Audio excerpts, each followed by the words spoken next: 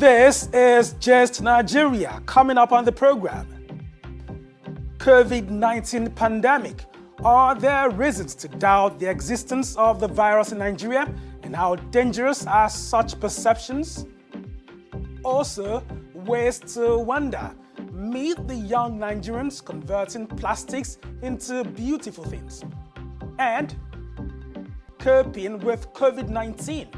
How are practitioners in Nollywood handling the industry shutdown? We highlight survival strategies. Plus, my name is Divine Oduduru. Check me out. From grass to grace, the Nigerian athlete who became an internet sensation and an international star.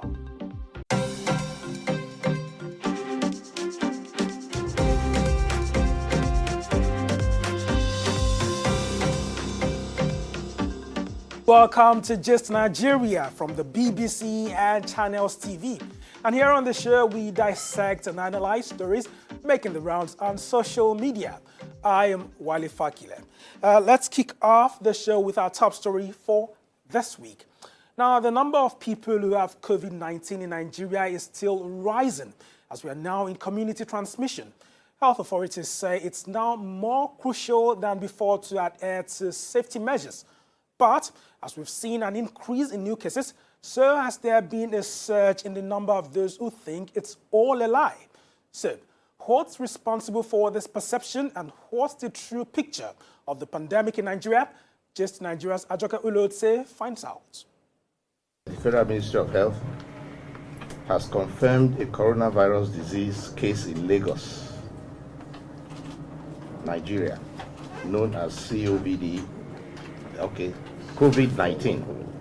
4 months after the coronavirus was first recorded in Nigeria, federal and state authorities are stepping up efforts to curtail its spread across the country. With over 11,000 recoveries and under 700 deaths, the strategies being used to aid recovery seem effective. However, new confirmed cases are still on the rise. Despite government's best efforts to stop this virus, locking down states, imposing social distancing rules, and demanding that face masks are worn, community transmission doesn't seem to be slowing down. Now, with more than 29,000 cases of the coronavirus and over 600 deaths, there are still a number of people who do not believe that the virus actually exists. They're all around us as friends, family members, market men and women, even your local artisans. And this is usually their argument. Never see one person like this where get coronavirus. So me that one nothing concern. I lie. Just talk and story. They chop our money. If you eat corn now and it's plenty, you will sneeze. If you walk in the rain and it beats you, you will sneeze. And if cold gets into your body, you will sneeze. So forget about sneezing. There is no place we can't stand. There is nothing like COVID-19. As a person, I don't know what COVID-19 is. I have never seen it. While most people may not know anyone who has tested positive to coronavirus, news of some top public officers contracting the virus may only have reinforced this vegetable seller Bridget's doubts. For me, I do not know what coronavirus is. Before we had Ebola, all of them now for big men. Those who they fly outside Nigeria, now then carry coronavirus, come to Nigeria, and they there with them. You know they with us, poor people, and you know go there with us in Jesus' name. Amen. This lack of belief in the reality of the more than 11 million people who have become infected with the virus and the over 500,000 persons who have died from it globally could mean some people like Emmanuel Chukwudi may throw caution to the wind with little or no regard for safety protocols. What's social distance? Do you have social distancing? So what are you talking about? There's no COVID-19, it's scam. It's in maybe UK, from where the thing starts from.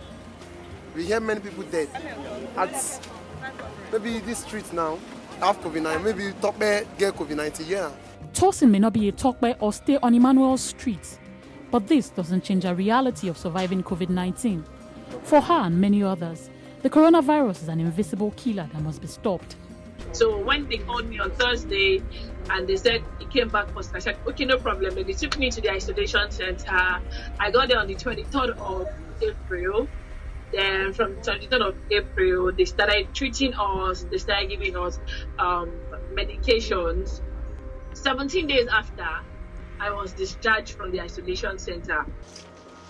Lucy, a health journalist, didn't completely believe that COVID-19 existed. A positive result followed by a subsequent 10-day admission to the Anambra State Protective Care Center alongside her already positive husband was all the convincing she needed. Honestly, until it happened to me,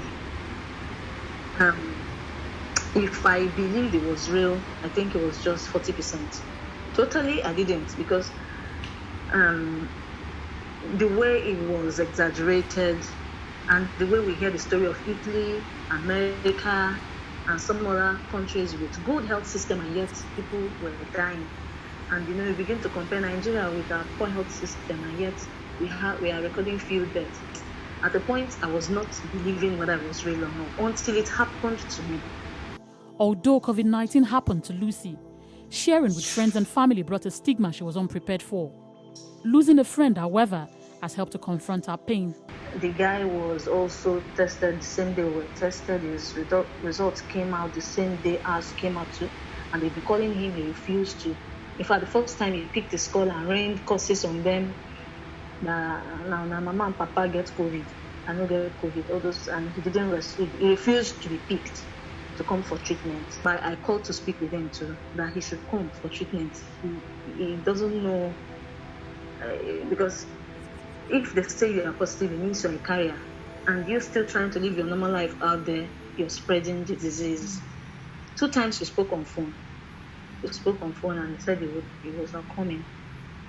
Until 2 days before we were discharged on the 14th, they brought him in severe. So it was until he died that I decided to talk about this issue. All this while, because of stigma, we didn't tell anybody. Despite the unbelief, health workers continue to put themselves on the front line, helping many to recover. Olukemi Adekombi is one of them, an infectious disease consultant at the UCH Ibadan and a COVID-19 survivor. So the reality is that people are ending up in the hospital. Some of them are having a very turbulent course in the hospital, and sadly, we're losing some of them. I've probably taken care of about 35 COVID patients at this point. Now, that might not seem like a lot, but the care of one single COVID patient is a lot of work. So over time, we've taken care of, I personally have been involved in the care of about 35 patients. Now, this is in addition to others who have had COVID, and we've either managed them over the phone or one or two people we've been able to see at home. And there have been many people who've had it and were able to stay home or whatever. But the important thing is that if for those that stay home, they could still pass it on to somebody else in the community if they're not careful, and that person could have a bad outcome. Meanwhile, what will be the long-term impact of doubting the existence and growing spread of coronavirus within our communities? Chukwemeka Okolie, a frontline doctor at one of the isolation centers in Lagos, highlights the dangers. You're out there listening to me and you do not believe COVID exists. They say put on your mask, you say no. They say keep social distance, you say no. And everything, wash your hands, you say no. What you're doing inadvertently is that you're exposing the next person. And the next person may die because of you. The Nigerian doesn't trust his government. But you see, COVID-19 is real. I've heard people say stuff like, the government is just padding up numbers to make money. To those ones, I say COVID-19 is very real. I see the patients every day. I myself have had COVID-19. Given the significant rise in the number of cases across Nigeria, despite warnings from health authorities, it is crucial to note that public health measures are only as effective as the proportion of the population that adheres to them. Ajoke Hulotse, Gist Nigeria.